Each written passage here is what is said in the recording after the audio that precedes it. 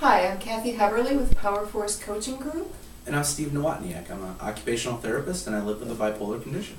Steve, you talked about taking medications for controlling your bipolar condition. Can you tell me something about how those meds might affect you? Sure.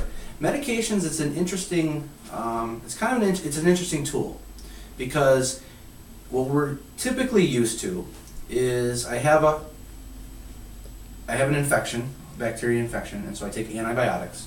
And antibiotics will then have an effect, but they kill it, and then I feel better, and then I stop taking it, and I'm done, and I'm better. When it comes to dealing with a psychiatric drug or something like that, it's not, remember, this is a disorder, so there's not this one specific thing that you cure and then it's done. You're dealing with chemistry and you're dealing with balance. So there's a couple factors to it. Number one is, there's what the drug does, and then there's also side effects.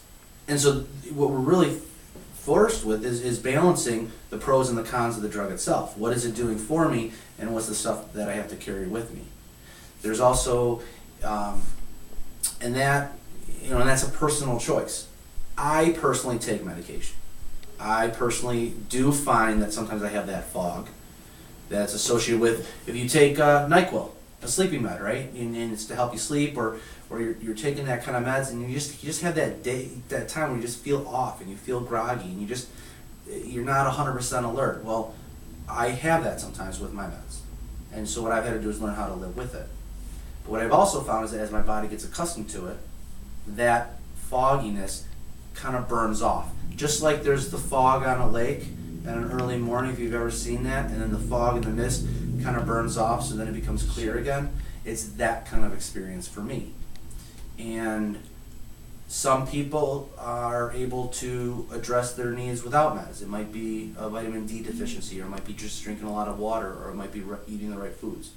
But it comes down to, is my internal regulation, are those symptoms, are they controlled enough where I can do it with lifestyle and personal choices? And is that internal state something I can tolerate, not fixed? So medications is a great tool. There are pros and cons. There are benefits and side effects.